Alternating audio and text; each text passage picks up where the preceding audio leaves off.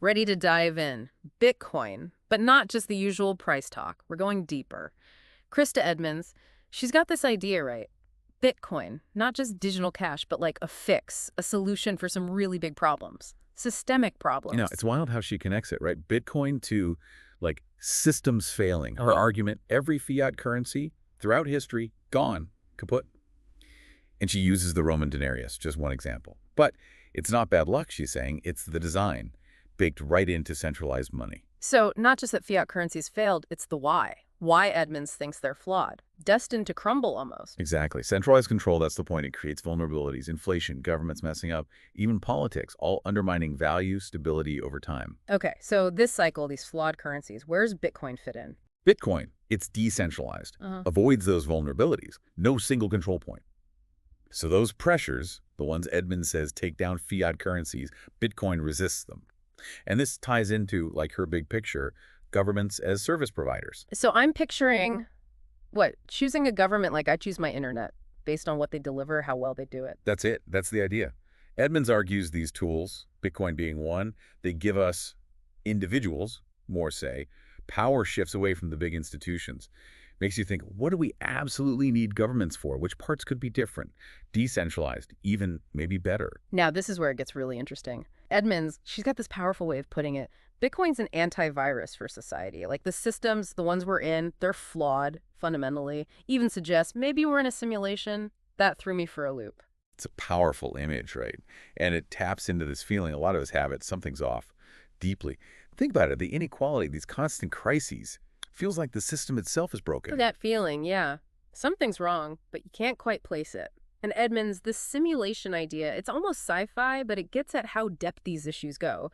Big question is, how's Bitcoin the answer? How's it this, like, societal antivirus? See, for Edmunds, Bitcoin's not just money. It's disruption. It's changing power, rewriting the rules, new possibilities, because the current system, it's failing, she argues, failing most people. Paradigm shift, almost. Organizing ourselves totally differently. But, and she admits this, getting there's challenges. Big one, usability. Bitcoin, it's complex. How does the average person even use it? Exactly. Edmunds gets that. The hurdles to everyone using it. She even says normies, like those of us who aren't tech savvy. And her point, for Bitcoin to really work, it's got to be for everyone, not just the blockchain people, the techie ones. This is where that Lightning Network thing comes in, right? Heard the term, not gonna lie, not sure I totally get it. It's not as complicated as it sounds. Think of it like this. The main Bitcoin blockchain, it's like a highway. Secure, reliable, but it gets jammed up. Expensive too, especially when it's busy. Okay, I'm following. So picture this. Smaller roads, faster, running alongside the highway. That's Lightning Network, basically. Faster transactions, way cheaper for everyday stuff. So skip the Bitcoin highway traffic jam, take the Lightning Network side roads, grab my coffee. Exactly. And get this, these side roads, they still link back to the main Bitcoin blockchain. Speed, affordability, but you keep that security, the decentralization, that's what makes Bitcoin revolutionary.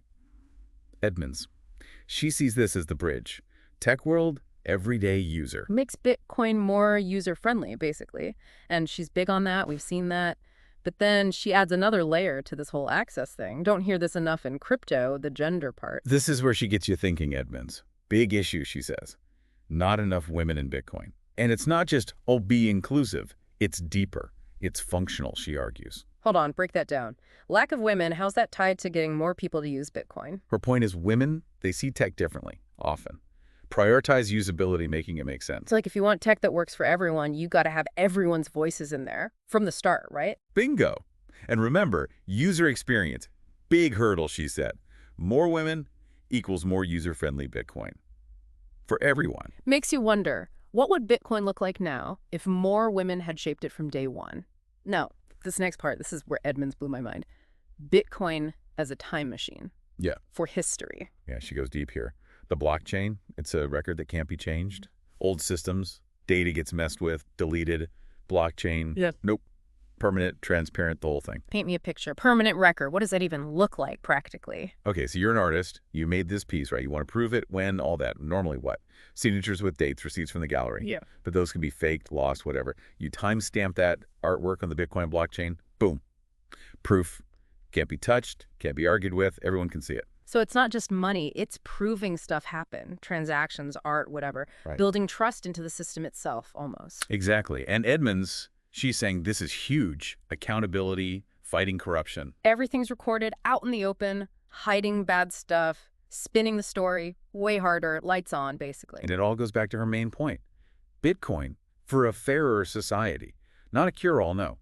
But new tools, new possibilities. Edmund sees Bitcoin as this, like, reset button on power, control, less top-down, more decentralized, transparent, that kind of future. Yeah, in a way. Not about getting rid of governments, institutions, all that. It's about making them better, accountable, balanced, giving people more say, building trust. So we're wrapping up this deep dive. Krista Edmunds, her vision, what are the, like, big takeaways? What should people remember? Edmund, she's got us thinking, that's for sure. Right? From fiat breaking down to lightning network zooming along, even like, whoa, are we in a simulation?